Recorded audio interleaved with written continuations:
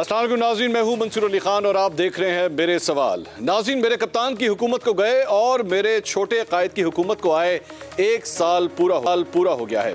साल गुज़िश्ता में हालात और वाक़यात की रफ्तार बहुत तेज़ रही। इस एक बरस में मुस्लिम लीग नून के हवाले से जहाँ बहुत सी गलत फहमियाँ दूर हुई, वहीं काफ़ी सारी खुश फहमियाँ भी ख़त्म हो गईं। मेरे कप्तान की 3.5 साल कारकर्दगी और बेलगाम महंगाई के सताए अवाम को तवक्को थी कि तजुर्बाकारों की हुकूमत आई है तो अब अवाम को कुछ रिलीफ तो मिलेगा, लेकिन मेरे छोटे कायद ने अवाम की ये आरजू खाक में मिला दी। इस वक्त हालात ये हैं कि लोग मेरे कप्तान की हुकूमत को मौजूदा हुकूमत से कई गुना बेहतर करार दे रहे हैं। मौजूदा हुकूमत की मकबूलियत का ग्राफ इतना नीचे आ चुका है कि ये किसी भी सूरत इलेक्शन में जाने को तैयार नहीं।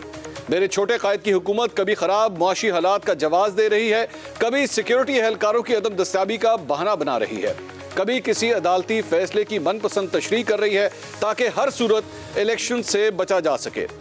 नाज़रीन, गुज़िश्ता अप्रैल से अब तक सियासी और मुआशी महाजों पर हुकूमती कारकर्दगी किसी भी हवाले से मुतासिर कुन नहीं रही।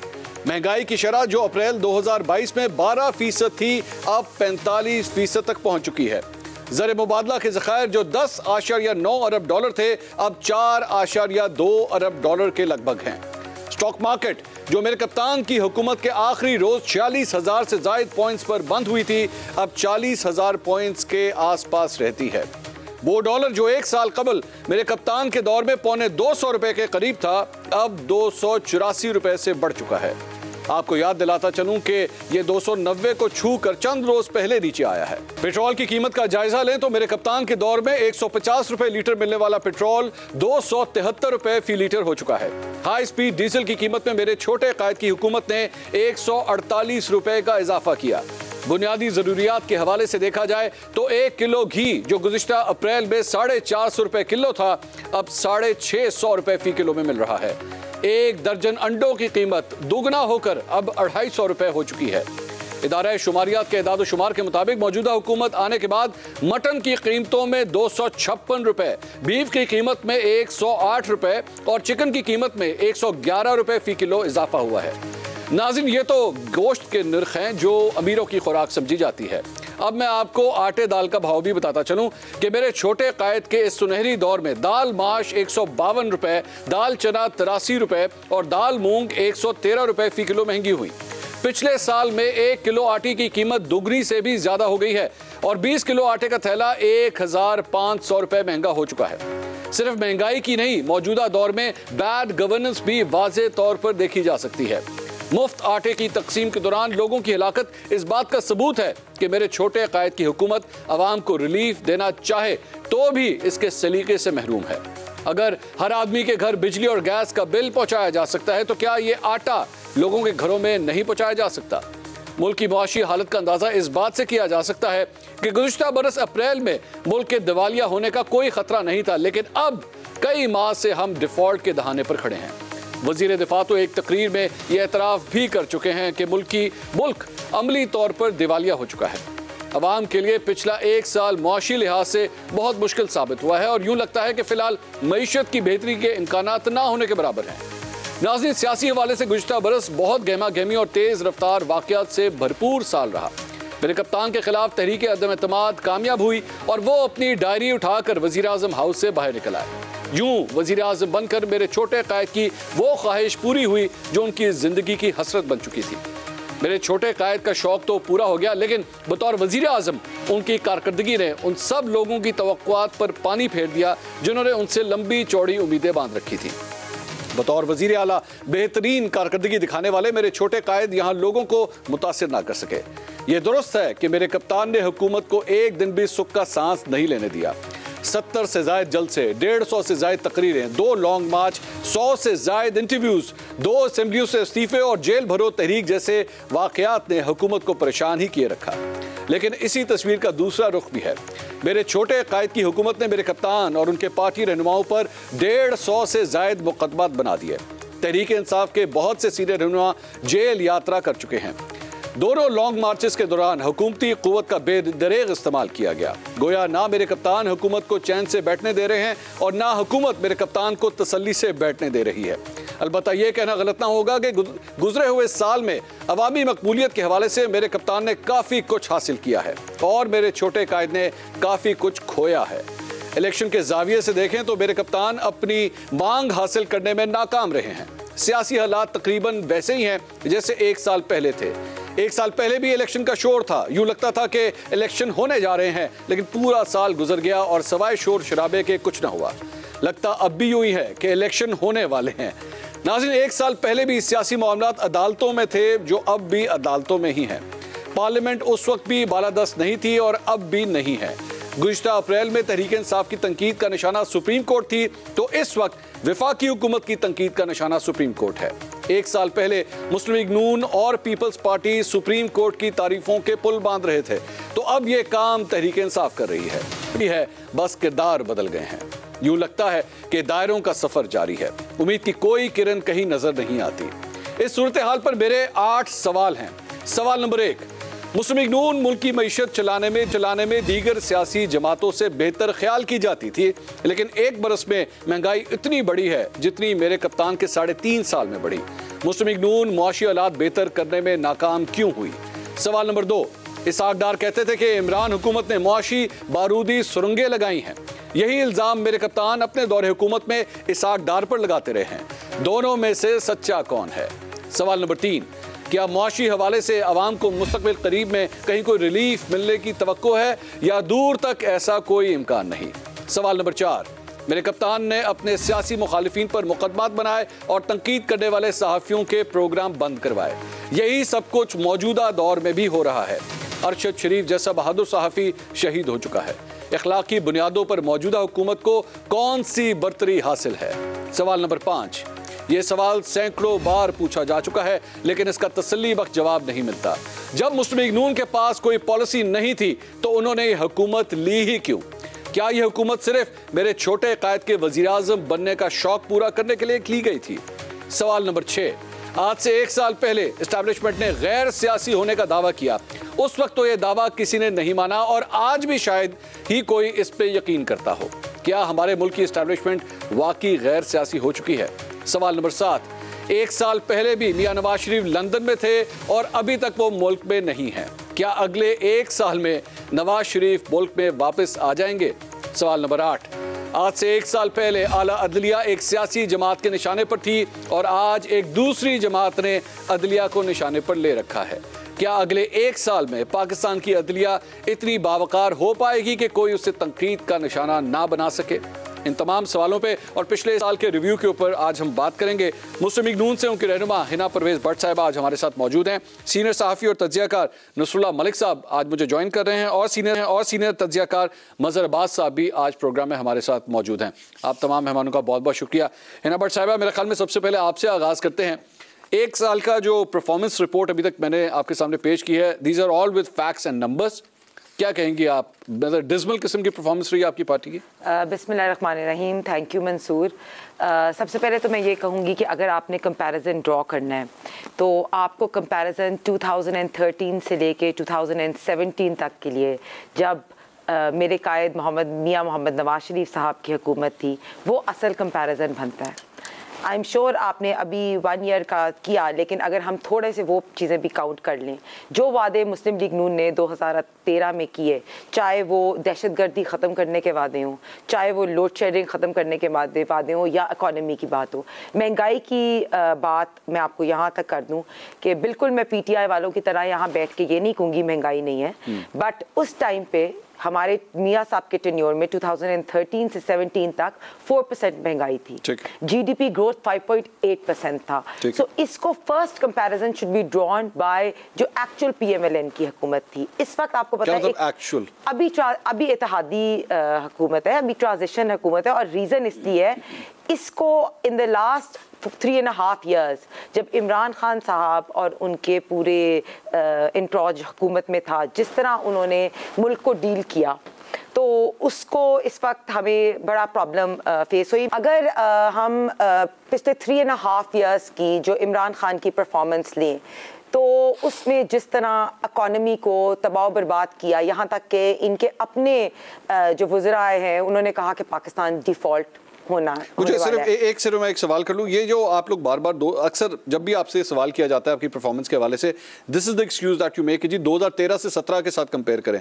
ये क्यों 2013 से 17? अब आज से फॉर एग्जांपल दोबारा इलेक्शन होते हैं, दोबारा आपकी परफॉर्मेंस नहीं होती, आप फिर यही कहेंगे जी वो हमारी जो पिछली दौरे हुकूमत था ना उसके साथ बात करें। लोगों ने तो अब की बात करनी है ना आपसे। आज का जो शख्स महंगाई से परेशान है उसने आज के बारे में बात करनी है। He is not going to ask you कि जी अच्छा आप 2013-17 में बहुत अच्छे थे तो चलें ठीक है, will give you a chance. Mansoor, अगर हम एक साल का भी ले लें, ठीक है, ये आपके पास ऑन रिकॉर्ड है कि इमरान खान के अपने वज़रा कह रहे थे कि पाकिस्तान डिफॉल्ट होने वाला है, ठीक है, वोट ऑफ नो कॉन्फिडेंस से पहले, ठीक है।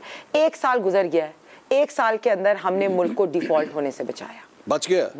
अभी भी आप समझते बच गया? हाँ। अच्छा। आपको पता है टाइमली फॉरेन डेट की रिपेमेंट भी होगी, आपने कल इस आगदार साहब की प्रेस कॉन्फ्रेंस भी सुनी होगी, फॉरेन डेट की रिपेमेंट भी होगी और आपको उन ममालिक से गारंटीज भी मिल गई हैं जिनकी वजह से अब आपका IMF का जो मायदा है वो पूरा हो जाएगा। उसकी कुर्बानी तो आवाम ने दी है ना महंगाई की सूरत में, 45% इन्फ्लेशन। उस चीज को भी ना भूलें कि इन द लास्ट 1 ईयर सैलाब की सूरत हाल भी थी जिसकी वजह से क्रॉप्स भी खराब हुई और महंगाई का वो भी फैक्टर था। लेकिन बात यह है कि जिस वक्त फरवरी या मार्च में इमरान खान साहब को पता चल गया था कि इनकी हुकूमत जाने वाली है, तो इन्होंने तब बेरूदी सुरंगों वाली बात जो है IMF के अंदर जो इन्होंने पेट्रोल की सब्सिडी की भी बात की, वो सब कुछ इन्होंने तब ले की। तो एक बात तो मैं आपको कामयाबी से कहूँगी, इन 1 ईयर हमने इमरान खान से आज़ादी हासिल कर ली है। इस पे कौम को ज़रूर मुबारकबाद बनती है। ये पर्पस था? नहीं, पर्पस ये था, देखिए जो बंदे ने मुल्क का सोशल फैब्रिक खराब किया, आप भी रोज अपने वीलॉग में वो लॉन्डो रपारों की बात करते हैं, इस मुल्क का सोशल फैब्रिक खराब किया, पहली चीज, इकोनॉमी को तबाह बर्बाद किया, डिप्लोमेटिक टाइज जो ये कहते थे अमरीकी साजिश अमरीकी साजिश अमरीकी साजिश, फिर खुद ही इन्होंने अमरीका के साथ लॉबिंग शुरू की, डेमोक्रेटिक टाई खराब किया इन्होंने। हमने वो सारी चीजें ना पॉलिटिकल पॉइंट स्कोरिंग के लिए तो इस्तेमाल की जा सकती हैं, but end of the day जिस शख्स ने जाके अपने बच्चे की स्कूल की फीस देनी है, जिसने अपने घर का राशन खरीदना है, जिसने पेट्रोल भरवाने के लिए अपनी गाड़ी के लिए पेट्रोल पंप के ऊपर जाना है, ही डजंट केयर कि कौन से लौंडे लपाड़े हैं, तो कौन सी अमरीकी साजिश है, तो कौन वजीर आज़म है, ही हैज टू पे दोस बिल्स। हमने अगर फॉर एग्जांपल जी आपको, हमने अपनी रियासत को बचाने के लिए अपनी सियासत को कुर्बान किया। इमरान खान आपको पता है कि किस तरह नहीं सियासत, बिल्कुल मैं उस पर भी आपके पास आऊंगी, लेकिन देखिए अदारों को किस तरह इसने टारगेट किया, चाहे वो मीर सादिक वाली बात हो, मीर जाफर वाली बात हो, अदारों को इसने टारगेट किया, किस तरह इसने इलेक्शन कमीशन को टारगेट किया, मीर सादिक वैसे जनरल बाजवा को टारगेट किया था। और अब उसके बाद ये आप मानेंगे कि कैसे मेरिट पे आर्मी चीफ की तकर्री हुई इस साल में, कैसे सैलाब की सूरत हाल पे हमने काम किया, कैसे सीपेक का दोबारा फेज स्टार्ट किया, कैसे 1 साल मुल्क को डिफॉल्ट से बचाया, कैसे सैलाब की सूरत हाल पे हमने काम किया। इजाजत दीजिएगा मुझे, नसरुल्लाह मलिक साहब, ये सारी गुफ्तगू आपने सुनी है, ये जो भी पॉइंट्स दे रही हैं हिना साहिबा, ये क्या इनको ये एक्सक्यूज पेश करते हैं जो परफॉर्मेंस रही है पिछले 1 साल में? देखिए मसूद साहब, मैं समझता हूँ कि इस मुल्क की बदकिस्मती ये है कि सियासी और फौजी डिक्टेटरों ने आज तक सबक नहीं सीखा। अच्छा। और ये सीखना भी नहीं चाहते, इसलिए कि आपकी सियासत इशाफिया की सियासत है। अमीर आदमी का काम है सियासत करना। एक अरबपति आदमी इलेक्शन में आता है, इलेक्शन जीत के वो कौमी असम्बली में जाता है, पार्लियामेंट का हिस्सा बनता है, और उसका वाहिद मकसद ये है कि वो इख्तियार और ताकत को इस्तेमाल करना चाहता है। ठीक, उसे आम आदमी से कोई सरोकार है नहीं। ऑनेस्टली अगर आप सही जायज़ा लें, उसे कोई इस बात से मसला नहीं है कि आम आदमी कैसी ज़िंदगी गुजारता है, और उसे इस बात से भी कोई गर्ज नहीं है कि उसकी मुश्किलात कितनी बढ़ती हैं। बस ये नंबर स्कोरिंग होती है कि इमरान खान साहब ने ये नहीं किया, हमने ये किया, उसने ये नहीं किया, हमने ये करना है। बुनियादी मसला ही हमारा ये है कि हम कानून साजी जो होती है, आप मुझे बताइए, पार्लियामेंट हम कहते हैं, आज के दिन तक ये सियासी जमातें इंक्लूडिंग इमरान खान इस बात पे तैयार नहीं है कि बलदियाती इदारे मजबूत हों, और ये छोटे मोटे जो भी की तो है उन्होंने सुप्रीम कोर्ट के हवाले से। मैं वही अर्ज करूँ आपसे, इनकी सारी जो है आपकी पूरी पार्लियामेंट इस बात के इर्द गिर्द चलती है कि हमने सुई गैस लगवानी है, हमने सड़कें बनवानी है, हमने अपने इलाके अपने वोट बैंक को मजबूत करना है। इस किस्म के मुल्कों की फिर यही हालत होती है। No matter whoever comes, जो भी आ जाए, कोई भी आ जाए, मैं बताऊं आपको, जो भी आ जाए, आज की हुकूमत, ये जो हुकूमत है शहबाज शरीफ साहब की हुकूमत हटा के आज अब इमरान खान साहब को बिठा दें, इससे बदतर हालात हो जाएंगे। अच्छा, मैं आप इनकी हिना भट्ट साहब, अगर इससे बदतर हालात हो जाएंगे तो फिर तो मेरे ख्याल में आप इनको ये कह रहे हैं कि ये फिर मैं आपसे अर्ज करूं, उसकी बुनियादी वजह मैंने आपसे अर्ज की कि इनकी सोच के अंदर सिर्फ अपनी ज़ात से आगे कोई चीज़ नहीं है। अच्छा, तीनों सियासी जमातों ने, पाकिस्तान पीपल्स पार्टी, पाकिस्तान तहरीक इंसाफ और पाकिस्तान मुस्लिम लीग नवाज, इनके मंशूर के अंदर शामिल है एक जुमला कि हम हर किस्म की आमदन पर टैक्स लगाएंगे। पिछले 35 बरसों से ये किसी ने इस जुमले के ऊपर अमल दरामद नहीं किया। ठीक है, इसलिए कि इनके पास जो लोग बैठे हुए हैं वो टैक्स लगाने नहीं देते। आपके मुल्क का और कोई मसला नहीं है, आपकी आमदन 100 रुपये, आपका खर्चा 200 रुपये, आप कर्जों के बोझ तले दबते चले जाएंगे, 100 साल और गुजर जाएं, आप ऐसे ही रहेंगे। ठीक, जब तक आप अपनी आमदन नहीं बढ़ाएंगे, अपने खर्चे कम नहीं करेंगे, ये आप बैलेंस नहीं कर सकते। ठीक, फिर दूसरा मसला ये है कि देखें, सी पैक हुआ, खान साहब की हुकूमत आई, इनको एतराज़ है खान साहब ने सी पैक का काम आगे नहीं होने दिया, खान साहब आगे, यानी आप बैरूनी सरमायाकारी को भी आप इतना डिस्करेज करते हैं कि कोई आपके साथ आके इस मुल्क में सरमायाकारी करने को तैयार नहीं है। यानी आपके सियासतदान उस सरमायाकारी के ऊपर भी सवाल उठाते हैं। ठीक, इस बात का उन्हें खौफ नहीं होता कि इससे मुल्क को कितना नुकसान होगा। सर ये जो अभी थोड़ी देर पहले इन्होंने कहा जी हमने रियासत बचाने के लिए अपनी सियासत कुर्बान की, नहीं, बिल्कुल नहीं, इन्होंने जेलों से बचने के लिए हुकूमत हासिल की। ठीक, इनको पता था इमरान खान साहब इनको पकड़ के जेलों में डाल रहे हैं। हाँ, और इनको पता था कि इनके हालात बड़े मुश्किल वो बना देंगे। इमरान खान साहब डाल सही रहे थे कि डाल गलत रहे थे? गलत डाल रहे थे बहुत चीज़ों में। मैं बहुत से मुकदमात गलत बनाए गए, जिस जैसे ये बनाया करते थे। हाँ, ये बना रहे हैं अभी भी, ये अभी बना रहे हैं। ये जैसे ये बनाया, ये सियासतदान जब तक ये इस बात नहीं समझेंगे। देखिए मुझे बात बताइए, एक बिजनेसमैन है, उसको आप पकड़ के जेल भेज देते हैं, वो क्यों कारोबार करेगा? ठीक, इस मुल्क के एक टॉप क्लास बिजनेसमैन को इमरान खान साहब ने कहा इस मुल्क में सरमायाकारी करें, उसने कहा मेरे बच्चे जेल नहीं जाना चाहते। तो खान साहब ने पूछा क्यों? उसने कहा जी मेरे बच्चे कहते हैं कि अगर हम यहाँ सरमायाकारी करेंगे तो किसी एक दिन हमें पकड़ के जेल भेज दिया जाएगा। जहाँ सरमायादार को ये खौफ हो कि उसे पकड़ के जेल भेजा जाएगा, वहाँ मुल्क में सरमायाकारी कौन करेगा? और ये सिर्फ सियासतदानों की अना के पीछे आज आप महंगाई में पिस रहे हैं, आज आपके यहाँ बेरोजगारी है और ये बेरोजगारी बढ़ती रहेगी।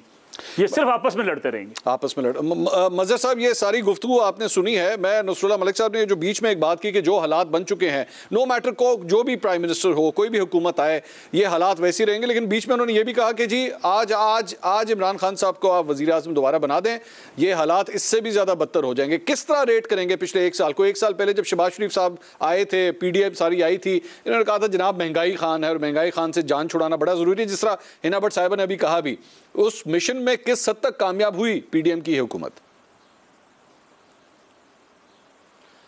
शुक्रिया, माफ़ कीजिएगा, शुक्रिया मंसूर। देखिए सीधी सी बात यह है, उन अभी हिना साहिबा ने कहा कि 2013 से 2017 तक का कंपैरिजन करना चाहिए।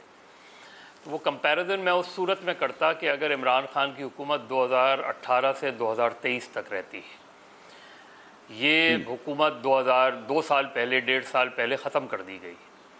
अगर आप उनके टेन्योर का आधा पीरियड या 1.5 साल ख़त्म कर देंगे तो फिर कंपैरिजन तो वो नहीं हो सकता। कंपैरिजन तो फिर यही होगा। ठीक, तो बेहतर ये था कि अगर ये हुकूमत अपना पिछली हुकूमत अपना टेन्योर कंप्लीट करती तो उसका एनालिसिस आप बेहतर अंदाज में करते कि उन्होंने अपने 5 साल में क्या किया और इन्होंने अपने 5 साल में क्या किया।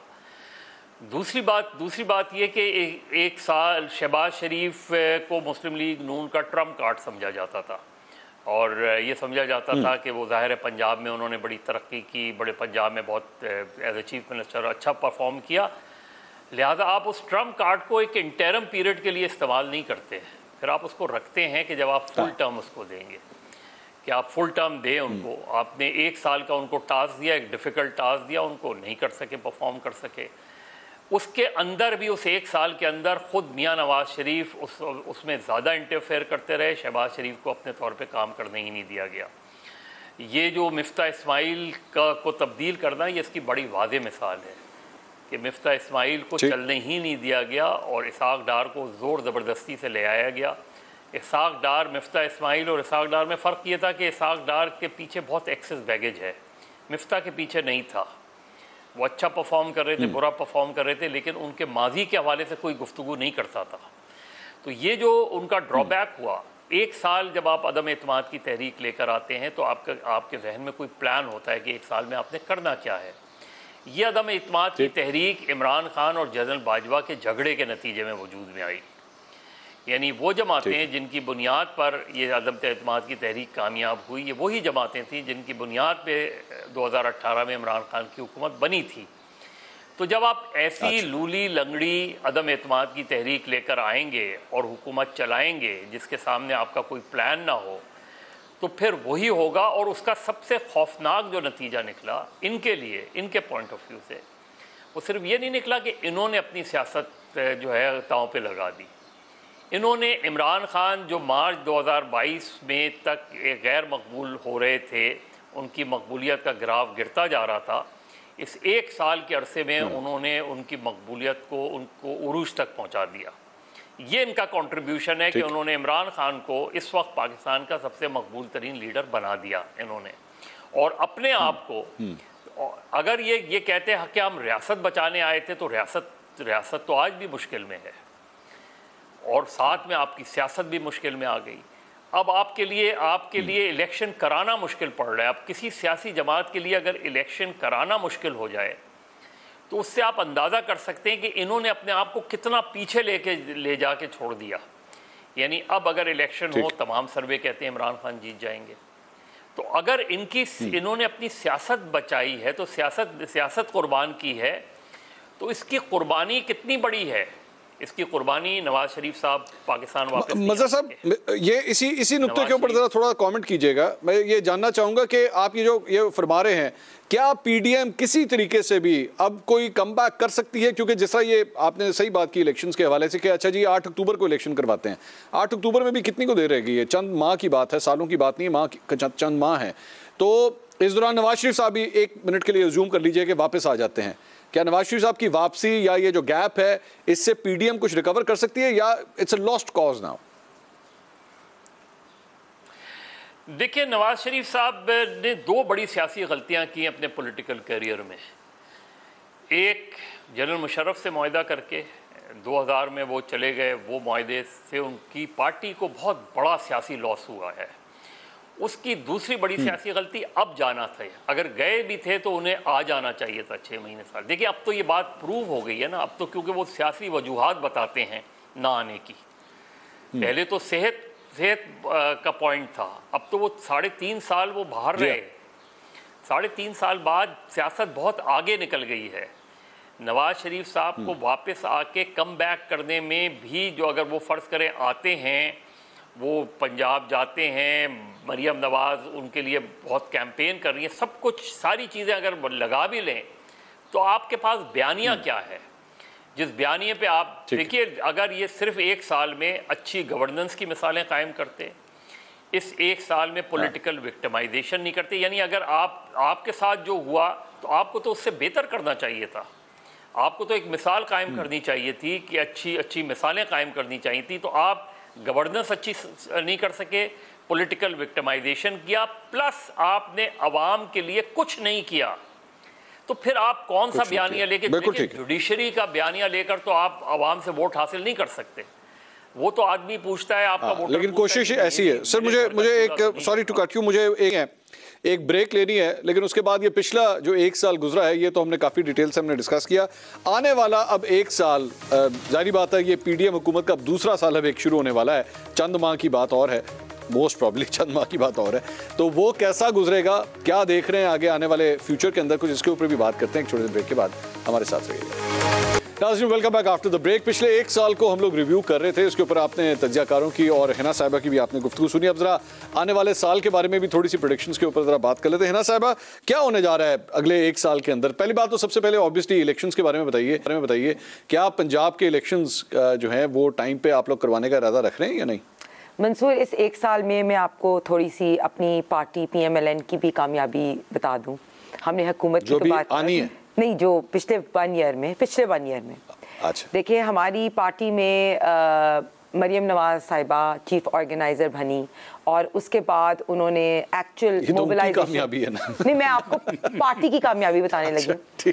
उनके चीफ ऑर्गेनाइजर बनने के बाद उन्होंने सबकी ड्यूटी लगाई कि कैसे पंजाब के अंदर हमने मोबिलाइज करना है। फॉर एग्जांपल अभी हमने लाहौर के अंदर यूथ मोबिलाइजेशन स्टार्ट की, इसी तरह ख़वातीन के फंक्शंस किए। सो ओवरऑल अगर हम एक तरफ बात कर रहे थे कि सियासत की कुर्बानी देनी पड़ी, लेकिन मैं ये समझती हूँ कि with her coming as a chief organiser of the party, उन्होंने रिवैम्प किया पार्टी के डायनामिक्स भी। दोबारा अपनी मोबिलाइजेशन जो है वो पंजाब में स्टार्ट की। आपने देखा होगा उनके सारे जलसे हुए, सोशल मीडिया कन्वेंशंस हुई और ओवरऑल कन्वेंशंस हुई जिसमें उन्होंने नॉट ओनली यूथ को मोबिलाइज किया। So on the party level आपकी कामयाबी है ना, पार्टी लेवल आप चले पार्टी मैं वही कह रही हूँ एज अ पीएमएल के लिए आप अगले 1 साल में किधर देख रही हैं अपनी? मैं वही कह रही हूँ। और ये नसरुल्लाह मलिक साहब ने ये बात की कि आम आदमी का नहीं सोचते, तो मैं इसी पे आपको कनेक्ट करूंगी कि हमारी ड्यूटी जिस तरह हलकों में लगाई गई कि हमने आम आवाम की प्रॉब्लम्स को केटर करना है, जो जिस तरह हम उनके मंसूबे आगे लेके चल सकें। फॉर एग्जांपल यूथ मोबिलाइजेशन में भी या यूथ मैनिफेस्टो में भी बेसिक काम है कि हम उनके लोग चीज़ों को किस तरह आगे लेके आप जाती हैं, जाती हैं अवाम में, आप मिलती हैं? मैं वही कह रही हूँ कि मैं रेगुलरली अवाम क्या कहती है, क्या आपको फीडबैक? बहुत प्रॉब्लम्स है। फॉर एग्जांपल उनके लिए जॉब अपॉर्चुनिटीज़ बनाने का, हाँ, उनको जॉब अपॉर्चुनिटीज़ चाहिए, उनको स्किल डेवलपमेंट चाहिए, उनको रोजगार चाहिए, महंगाई। सो ऑब्वियसली उस पर अब हम वर्क कर रहे हैं अवाम के लिए। अब at this point of time मैं आपको वही कह रही हूँ कि हमने हलकों के अंदर सियासत स्टार्ट की है, हमने 1-to-1 लोगों से इंटरेक्शन स्टार्ट किया है, उनकी प्रॉब्लम समझना शुरू की हैं और किस तरह उसको आगे पीएमएलएन के मैनिफेस्टो में हम उसको लेके आएंगे और कैसे यूथ को फोरफ्रंट पे फॉर एग्जांपल लाना पड़ेगा। So as personally I think youth, ये जो आपने सारा कुछ जो बताया, यूथ को फोरफ्रंट पे आना पड़ेगा, सोशल मीडिया के एक्टिविस्ट जो हैं वो आपने एक्टिवेट किए, पार्टी के लोगों को मोबिलाइज कर रही हैं, सब कुछ, इससे महंगाई कम हो जाएगी? देखिए बिल्कुल, इससे लोगों को, लीडरशिप को ज्यादा पता चलेगा ग्राउंड रियलिटी का। ये बहुत पता नहीं है। नहीं, लीडरशिप को देखिए, एक तरफ अपने लीडर को कहें कि ये प्रोग्राम देखिए, एक तरफ वो देखती है आपका प्रोग्राम, एक तरफ देखें इसाक डार साहब फुल अपनी कोशिश कर रही हैं कि मुल्क को जैसे डिफॉल्ट से बचाना है, किस तरह आईएमएफ से डील करने की कोशिश हो रही है, किस तरह हमने फॉरेन डेट वापस किया है, किस तरह हमने गारंटीज मुल्क से ली हैं। तो एक तरफ ऑब्वियसली जिस तरह नसरुल्लाह मलिक साहब ने कहा कि मुश्किल डिसीजंस लेनी पड़ेंगी, क्योंकि अगर हमने अभी आईएमएफ के प्रोग्राम में जाना है तो हमें मुश्किल डिसीजंस भी लेनी पड़ेंगी। और कितने एक तरफ, दूसरी तरफ और कितने मुश्किल, दूसरी तरफ हमें 100% अवाम को रिलीफ भी प्रोवाइड करना है। So we have to somehow come up with the solution with upcoming year, this year, or 100% हमें as PMLN we need to come up with certain solutions। और दो चीज़ों से मैं आपकी एग्री नहीं करूंगी। एक तो पॉलिटिकल विक्टिमाइजेशन की बात जो की, देखिए इन लोगों ने हमारे साथ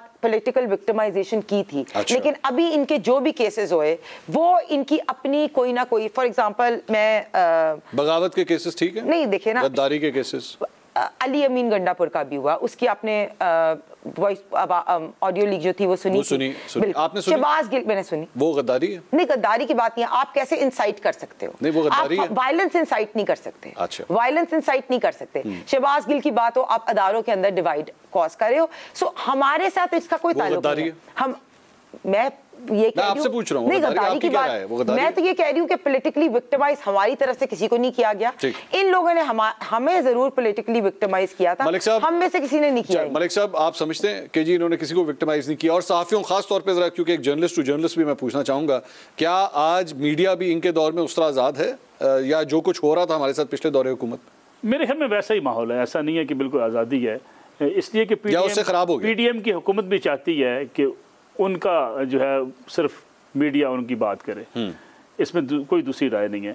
लेकिन साथ साथ हमारा मीडिया का भी बड़ा कसूर है। मैं अगर माजी की बात की जाए, इमरान खान साहब की हुकूमत में जो लोग आज बड़ी जुर्रत और बहादुरी की बात करते हैं कि हम एस्टैब्लिशमेंट को ललकार रहे हैं, ये किसके हेलीकॉप्टर्स में बैठ कर रोजाना दावे किया करते थे? अगर कोई पकड़ा जाता था तो उसको कहते थे ये रियासत के खिलाफ बगावत कर रहा है। यानी जब आप डिक्टेशन के साथ जर्नलिज्म करेंगे तो फिर आपको इसी सूरत हाल का सामना करना पड़ेगा। बदकिस्मती से इस मीडिया भी इतना डिवाइड हुआ है, और मीडिया ऐसा डिवाइड हुआ है कि मीडिया, आप देखें इमरान खान साहब हैं, हमारे कुछ दोस्त हैं, कुलीग्स हैं, वो गाड़ी के पीछे ऐसे दौड़ रहे होते हैं, पुकार रहे होते हैं, कारकुनों आगे आओ, पुलिस के साथ लड़ो। ये मीडिया का काम नहीं था। जब पॉलिटिकल वर्कर्स जो है वो मीडिया हाउसेज में आ गए, ये सहाफियों ने किया है, ये साफी करते हैं। अच्छा, आप देखें ना, इस वक्त भी आपके जो है लाहौर के जो वाकयात हुए हैं, पुलिस ने कुछ कंप्लेंट्स की हैं कि मीडिया के लोग अपना कार्ड दिखा के वहाँ ज़मान पार्क के बाहर आते थे और हमें वहाँ अगर कार्रवाई करनी पड़ती थी तो वो रोकते थे हमें। अच्छा, मसला ये है कि जब मीडिया भी अपने आप को इस तरीके से इन्वॉल्व कर लेगा तो उससे बहरहाल नुकसान होगा। लेकिन मंसूर साहब, प्रॉब्लम असल में मैं जैसे पहले अर्ज़ की थी, मसला ये है कि हम सारे अपने अपनी ज़ाती मफादात के गिर्द चल रहे हैं। ठीक है, देखें ना, ये अब बात करते हैं, अभी हुकूमत की बात करते हैं, ये 2 जर्नलों की लड़ाई थी, दरमियान में इमरान खान साहब मारे गए। लेकिन वो जर्नल दोनों तो जा चुके हैं। मैं गुजारिश करना चाहता हूँ, उसमें इमरान खान साहब मारे गए। हाँ। अब 2 जस्टिस की लड़ाई है, उसमें पता नहीं कौन मारा जाएगा, ये भी किसी को पता नहीं। अच्छा, यानी जब आप इस तरीके से चलाएंगे, एक हुकूमत किसी के सहारे आती है, दूसरी हुकूमत किसी और का सहारा तलाश करती है, और इनकी हुकूमत भी सहारा तलाश करके बैठी है। आप ये भी समझते हैं कि जो इमरान खान को छतरी मुयस्सर थी, वो छतरी हमारे ऊपर होनी चाहिए। हाँ। जिस तरीके से 2018 में इमरान ये जो पलड़े बराबर की बात, लेकिन वो छतरी नहीं है या है आप इनको पूरी तरह ये जो पलड़े बराबर करने की बात की जाती है कि ये आवाम की बात की जा रही है। हाँ। ये पलड़ा वही मांग रहे हैं कि जो 2018 में जो सहूलतकारी इमरान खान साहब को मुयस्सर थी, हाँ। जिस तरीके से उनको इलेक्शन जितवा कर लाया गया था, इस तरीके से अब इनको भी इलेक्शन जितवा कर लाया जाए। ठीक, यानी जब इस किस्म की सियासत होगी, आप मुझे बताइए, हाँ। उससे क्या रिलीफ मिलेगा। मुझे एक गिला एक और होता है, अपने वोटर से, अपने कारकुनों से, या इस आवाम से गिला होता है। यार, मरियम नवाज साहबा की गाड़ी निकलती है, उसके आगे 50-20 लोग गाड़ी के मरने के लिए नाच रहे होते हैं। इमरान खान साहब की गाड़ी निकलती है, उसके ऊपर 50 नौजवान एक गाड़ी के ऊपर लटके होते हैं। कोई गिरता है, किसी की टांग टूटती है, कोई पूछने वाला नहीं होता। खुदा के लिए दुनिया से सबक सीखो यार। यानी दुनिया के किस मुल्क में होता है? आप शिकागो में ओबामा पहली बार जीते, आप इंटरनेट पर जाकर उसकी स्पीच निकालिएगा, विक्ट्री स्पीच उसकी, लाखों का मजमा है, चंद फुट के फैसले पे लोग बैठे हुए हैं, एक बंदा उठ के आकर तस्वीर बनाने के चक्कर में नहीं होता। ये जो हमारी कौम के अंदर गुलामी है ना, कि जी मैं मैडम हिना भट्ट से तस्वीर बनाना चाहता हूँ, एक सेल्फी हो जाए जी, इसने तबाह बर्बाद कर दिया और लीडर्स को इतना बड़ा डिक्टेटर बना दिया, यकीन माने कि वो किसी की बात कारकुन की सुनने को। मैंने ब्रेक लेनी है, लेकिन नाज़रीन, नसरुल्लाह साहब ये जो जिक्र कर रहे थे ओबामा का जब दूसरा इलेक्शन था, तो मैंने बतौर सहाफ़ी शिकागो से उस इलेक्शन को मैंने कवर किया था, और मैं अमेरिका के अंदर ही था, और मैंने वहाँ पे जब उस इलेक्शन को कवर किया था, आप यकीन कीजिए, बिल्कुल ये सही कह रहे हैं कि सियासी माहौल में इतना फ़र्क है। तमाम स्कूल्स खुले हुए थे, शॉपिंग मॉल्स खुले हुए थे, दुनिया बिल्कुल उसी तरह ही रूटीन के तौर पे अपना काम कर रही थी। और मैं जब सुबह उठा और मैं बाहर आया तो मैंने खुद हैरान हुआ कि भाई आज इलेक्शन है अमेरिका में।